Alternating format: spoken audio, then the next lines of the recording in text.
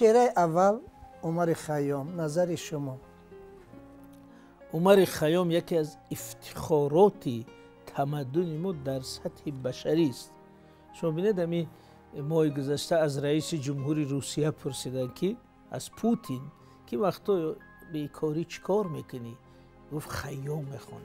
خودش ادیبای بزرگ زیاد دارد ولی گفت خیام میخوانم چون اونجا زندگی، حکمت، پیام‌های بزرگ است. این یک. دوم اینکه خیام کسی است که ما در حق او جبری بزرگ کرده هستیم، چون که او یک ریاضیدان، ستاره شناس، متماتیک. ما او را برده در کتاب ادبیات صنف 8 با 2 رباعیش جا کردیم، همچون شاعر به بچه تاجیک یاد داده. من پیشنهادم این است که از درون کتاب ادبیات گرفته در روی جلد کتاب متماتیک مکتب را بگذاریم، انو عدالت میشد. تقویمی که دقیق ترین در جهان است. پدر تقویم، پدر وقت. بله، از پدر وقت ما گذاشتیم در ادبیات. او در وقت بیکاریش در هر دو کتاب باشد. او در وقت بیکاریش چند رباعی گفته است و بدانید سری همون رباعیش هم در این است که همچون متماتیک در یک فرموله کوتاه 2 جهان معنی را جا کرده است. بنابراین ما همون اصالت علمی خیام را هم اعتراف کنیم و بزرگی شعرش را هم. این خوب میشد. بسیار خوب.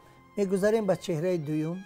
افلاطون هم یک بزرگترین شخص است که بر روی افکار بشر تأثیر جدی گذاشت. تا هنوز بشر در بعض جاها هم مدیون افلاطون است، هم در بعض جاها گرفتار اسیر افلاطون است. بنابراین بسیاری از متفکرای ما میگفتند که تا از بند افلاطون رها نشویم و زینه های دیگر نمیریم. بنابراین حتی محمد اقبال لاهوری درباره یک نظر عجیبی داشت، گفته بود که حکم او در جان صوفی محکم است، گوسفند در لباس آدم است. چرا منظورش این بود که یعنی همین تمدن ما درون شناس بود، یعنی بیشتر به شناخت ماهیت انسان، قدرت انسان مطرح میکرد. شما مثلا مثل مولانا رومی رو بینید. ولی افلاطون انسان رو بیرون شناس کرد، بیشتر درباره بیرون صحبت میکرد، ولی خود انسان موضوعیتش درجه دوم شد. برای همین بسیاری از متفکران ما نظر انتقادی دارند، ولی در این زمان همچون یک پدری فلسفه، پدری افکار بسیار مهم است برای تمدن. بسیار خوب. میگذاریم به چهره دیگر. شیرین شاه تیمور جوانمرد و جوانمرگی تاریخ ما. من یک چیز حیرانم که وقتی که شیرین شاه رو میبینیم، نکته از همه روشنی که در ذهن من میاد این است که همین قهرمانیشو در جوانیش انجام داده است. این تولد شیرین شاه 1899 سال 1922 رئیس بدخشان شده در 23 سالگی و همون مکتوبای تاریخی که به استالین نوشته است و دولتداری تاجیک طلب کرده سال 1924 25 26 26 ساله بوده است. ببینید همون خیلی جرأت. و وقتی که رئیس تاجیکستان شد 1932 33 ساله بوده است.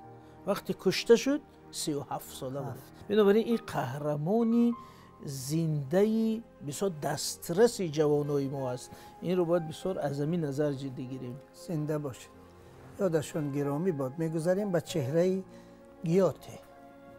گیوته در فرهنگ خود غرب بسیار مهم است، در ادبیات غرب، ولی برای ما این همچون یک آینه تمدن شرقی است، چون که گیوته با همه بزرگیش عاشق و شیفته ادبیات فارس. مثلا او شیفتگی که گیوته در برابر حافظ نشان میده، در برابر نظامی، فردوسی، جامی و اون مفهوم 7 ستاره ادبیات جهان که از 7 نفر تاجیک این گیوته گفته است. بنابراین این بزرگیش در این است که از همون بلندی فرهنگ خودش استاده، بازم اعتراف کرد که در برابر حافظ، در برابر سعدی، در برابر فردوسی، نظامی باید زانوی ادب زنیم.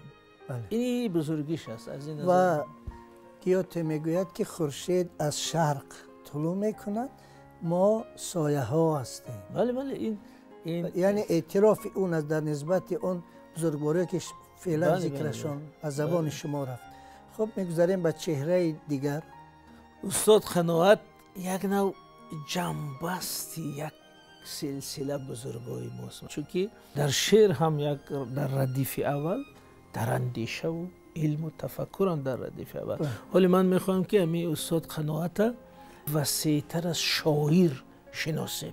بله. همچه یک متفکر باید کارهای پژوهش‌های شود که اندیشه ملی، اندیشه تمدنی قناعت هم پژوهش شود.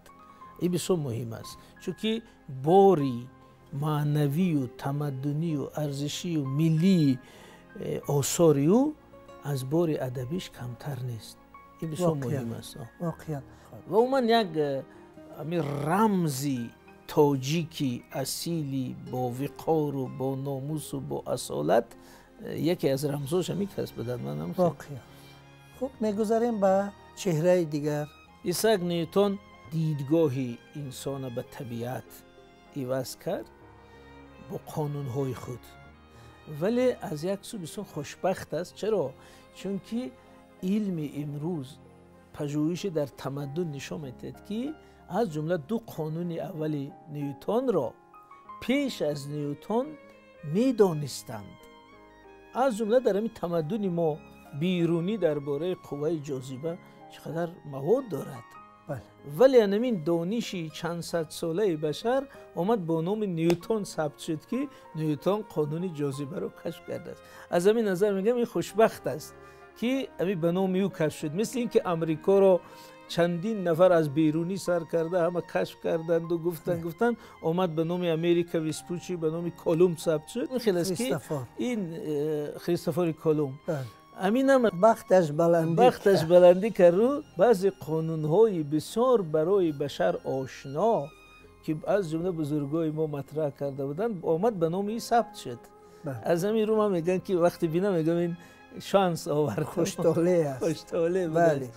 و چهره آخران فردوسی، حکیم فردوسی عصری سقوط و تنزل تمدن و هویت ما دوباره او را احیا کرد و از همین نظر اینمی که ما امروز درباره هویت خود میگیم، ارزش‌های خود را یاد داریم، خود را فراموش نکردیم، با زبان خود با آزادی و باوری گپ میزنیم، پیش فردوسی همه ما قرضدار و مدیونیم. گرچه در بسیار بخشا او برای ما مهم است، ولی از همه مهم این است که او معماری هویتی ما هست، معماری هویتی ما. 100%.